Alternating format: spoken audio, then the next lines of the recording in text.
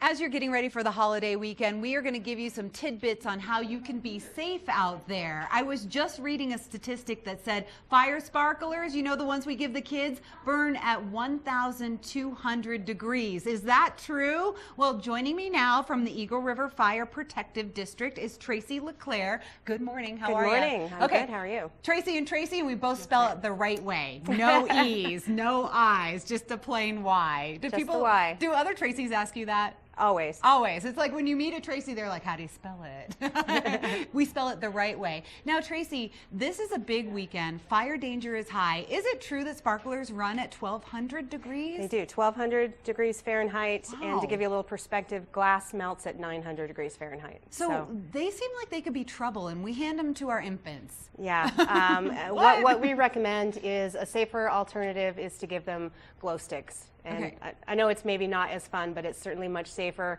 Going to save you a trip to the emergency room. They have some really cool glow sticks out there right now. You can connect them together, spin them around. Okay, so if we can have the kids convinced that glow sticks are going to be really good, then that's a great feature.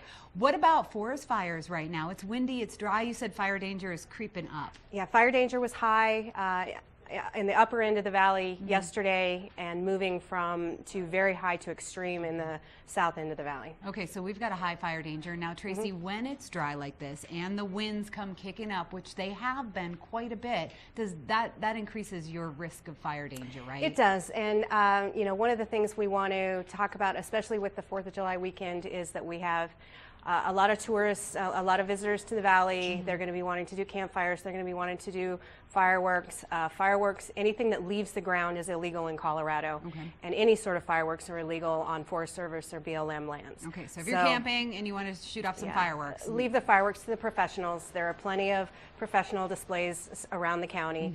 And then the other thing is your campfires. Make sure you keep an eye on them. Keep a shovel and a bucket nearby. You know, just practice some safe tips, and you know, make sure you watch your kids around them as well. Okay, so when I make a fire when I go camping, I make sure that I put it out with water before I go to bed. Am I doing it right? Yes. What's the bucket for? The bucket, in case the winds were to pick up and blow some sparks, you want to be able to have a shovel that you can throw sand on it, or a bucket of water that you can throw water on it. Okay. And then when you are putting your fire out, make sure you pour water on it, stir it, feel it with the back of your hand, and make sure it's completely cool.